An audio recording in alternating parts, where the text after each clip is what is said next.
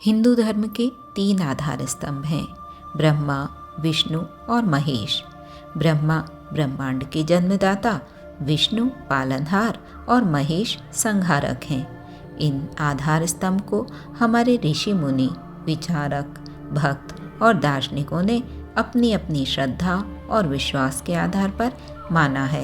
इनके मंदिर, मूर्तियाँ, प्रतीक भारत ही नहीं अपितु संपूर्ण विश्व में मिलते हैं। इनमें से भी महेश, जिन्हें हम अनेक नामों से जानते हैं, शिव, शंकर, भोले, नीलकंठ, महाकाल, रुद्र, महादेव, हर तन मन में भजनों, गीतों, मान्यताओं, त्योहारों, यात्राओं में समाये हैं।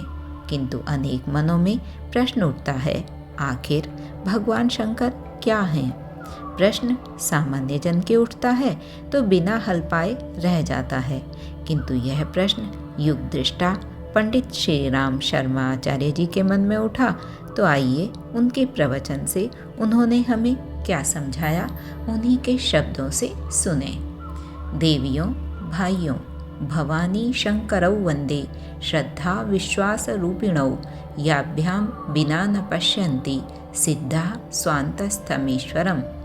गोस्वामी तुलसीदास जी जब रामायण का निर्माण करने लगे तो उनके मन में एक विचार आया कि इतना बड़ा ग्रंथ, जिसके जहाज पर बिठा करके संसार के प्राणियों का उद्धार किया जा सकता है, उसे बनाने के लिए मुझे क्या करना चाहिए?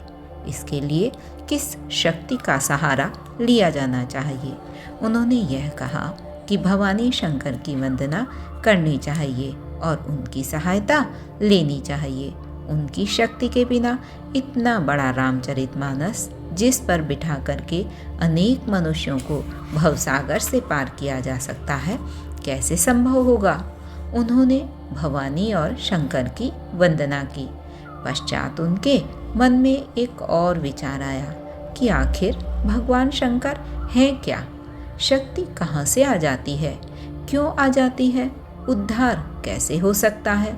ऐसे अनेक प्रश्न तुलसीदास जी के मन में उत्पन्न हुए। उनका समाधान भी उसी श्लोक में हुआ, जिसका कि मैंने आप लोगों के सम्मुख विवेचन किया। भवानी शंकरौ वंदे, भवानी और शंकर की हम वंदना करते हैं। ये कौन है?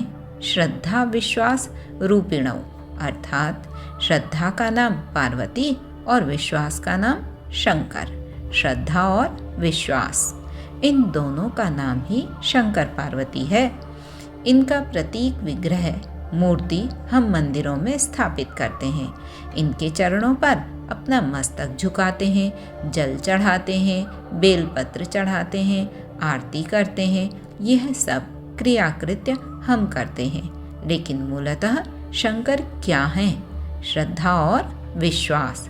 याभ्याम बिना न पश्यन्ति, जिनकी पूजा किए बिना कोई सिद्ध पुरुष भी भगवान को प्राप्त नहीं कर सकते। भवानी शंकर की इस महत्ता और महात्म्य पर मैं विचार करता रहा। तब एक और पौराणिक कथा मेरे सामने आई, और वह कथा क्या थी, इसे हम अगली वीडियो में सुनेंगे।